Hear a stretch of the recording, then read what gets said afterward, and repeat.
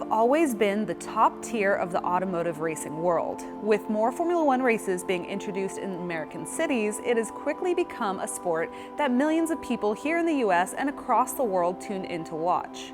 F1 cars are some of the fastest machines in the world, with a series founded on complex engineering, tough business negotiation, and precise data. With that comes high prices, with formula cars costing tens of millions of dollars. So it's natural for people to assume that all open-wheel cars are monetarily out of reach to the average person. However, that is not the case. The Pro Mazda is an extremely fast and reliable track day car that provides some of the best performance per dollar spent. Powered by a 260 horsepower fuel-injected Renesis Rotary engine, it has incredible acceleration, and its braking and cornering ability are better than almost anything but the top-level racing cars. The engine and gearbox are extremely reliable and long-lasting before a rebuild is required. The Pro Mazda Championship is a spec series racing that started in 1999, and it's basically a part of a developmental program for young drivers on the Road-to-Indy. So it has a ladder system, and I explained all this in my previous video on the Indy Lights car. But basically, it's meant to help progress young aspiring race car drivers up the series of starting with the F2000 and then the Pro Mazda and then Indy Lights and then all the way to Indy cars. And one of the best things about spec series cars is they're all basically equal. They have the same chassis and engine, and there's really no modifications you can do to the car. There's very little that's allowed. You can adjust the suspension and the wings, but that's pretty much it. They're so strict about it that unless it's expressly allowed in the rule book, you can't change it. There was even a point where you couldn't even change the mirrors because it wasn't something that was allowed in the rule book. So it makes for such an even playing field that it's all up to driver talent and not the car performance, because they're all the same, to see who wins a race.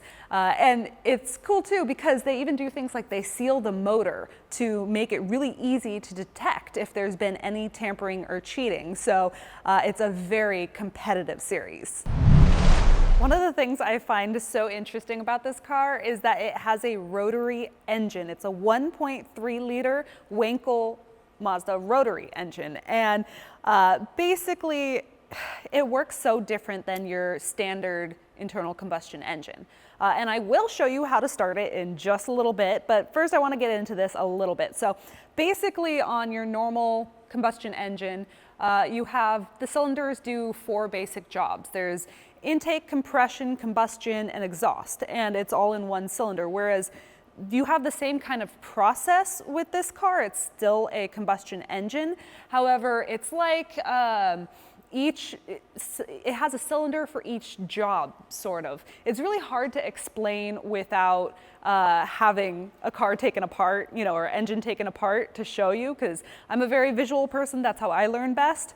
But basically, rotary engines have a rotor that rotate, and each chamber does the same kind of thing as a single cylinder in a normal car. And I know I'm not describing that great, but it sounds amazing, and you will hear it in just a minute. And I am fascinated with rotary engines because it's just not something I deal with that often. So I'm very excited to have this car here, and the fact that we can start it at all, because when I've sold Ferrari Formula One cars in the past, a lot of them really require a lot just to start them. I mean, modern Formula One cars, you can't start without a whole team and basically a semi-truck full of computers and stuff just to get it started. Whereas a car like this, it's easily startable, which is really fun because they make the most amazing sounds. So let's talk power. This car is about 260 horsepower, and it's matched to a 6-speed Hewland sequential gearbox, and it weighs about 1,100 pounds. So the engine will propel you to over 160 miles an hour. And because it's lightweight and low and great aerodynamics, it has incredible cornering capabilities and acceleration. And if you're not looking to you know, try and work your way up the ranks of the Road-to-Indy or anything like that. I mean, for those who are aspiring race car drivers, it is one of the best ways to hone and demonstrate your skills. However, if you're more like a hobbyist racer, you know, an owner driver, then there are lots of different series. Like the SCCA has classes for these open wheel cars. Me and my dad were out at the track last week, and there were dozens of open wheel cars and quite a few of these Mazdas there. So they're very common to be able to just take to your local track and race if that's what you want to do. You know, if you want to spend your spare time and just have a little fun in a race car, this is an incredible option. As I mentioned earlier, Formula One racing is tens of millions, if not hundreds of millions of dollars. I mean, it's insanely expensive. But this will not break the bank in that anywhere near that kind of way. So a Formula Mazda like this, a Pro Mazda, it really depends on the car. It depends on the year because they've updated throughout the years. It depends on the spares package, a lot of stuff like that. But you can buy a car like this for under 50 grand. And then once you have the car, as a lot of racers know, it's not just the base price of the car, but the spares you have to buy, and not just that you have to buy, but can you find the spares? Some cars are very hard to find parts for. And then what, you know, the maintenance, how often do you have to rebuild the gearbox or anything like that? It all adds up. And so for a car like this, one of the best parts is, besides the performance, is that spares are readily available. There's shops all over the place that supply spares for these cars. There's a big Formula Mazda shop, dedicated shop in Texas that's like this one-stop shop for these cars where you can basically find anything you need and they're not overly expensive parts. So when you go to a racetrack to run your car, you're really looking at basically just tires and transport costs. It's not like you have to rebuild stuff every time or, you know, go through all these crazy expenses and jump through hoops to be able to race your car, which is one of the best parts. This Mazda is a 2009, which means it's the updated version compared to the earlier cars. So it has some really nice updates. The suspension is more adjustable, but one of the big ones too is they now have a Motec ECU that allows drivers to upshift while holding their foot all the way down. So when it's full throttle, which is very nice. And the ECU also allows the driver to be able to turn off or on traction control from inside the car. So all these little updates help to not just make it a faster and better driving experience, but you can like hone your skills a little bit more, because once you get used to a track and the car, then it becomes making little adjustments to get that 1/10 of a second here and there. So little adjustments make a big difference in the long run.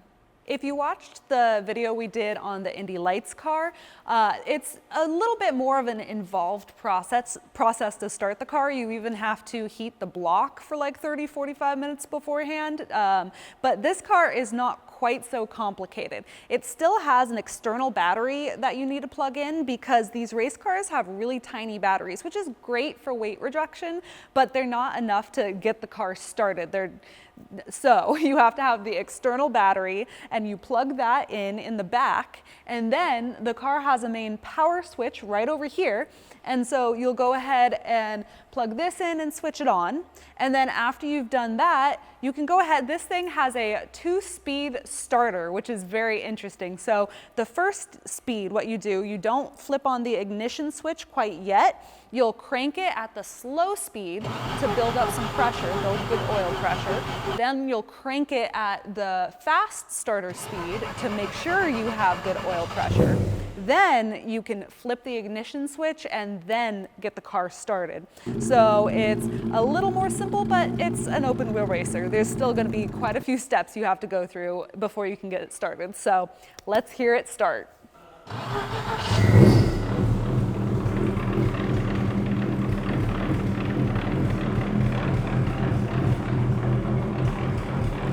Whether you're an aspiring young driver who sees a future career as a pro racer, or you're just like an owner driver, a hobbyist who wants a really fun car to run around the track on weekends, this car has all the performance you could ever want and ask for. And the Pro Mazda series is that perfect step in the ladder between the F2000 and the Indy Lights on the rungs to the Road-to-Indy. The Road-to-Indy has helped so many young drivers reach their aspirations of making racing their career, and it's done so much for aspiring race car drivers. So it's an incredible program in itself. And because these are spec cars, like I said, you know, a Pro Mazda is ready to level the playing field. And when the checkered flag drops, the best driver is the one who's going to come out first. So I hope you guys have enjoyed this video, learned a little something about the Pro Mazda, enjoyed the sounds of the engine. Stay tuned because we have a lot more content coming very soon.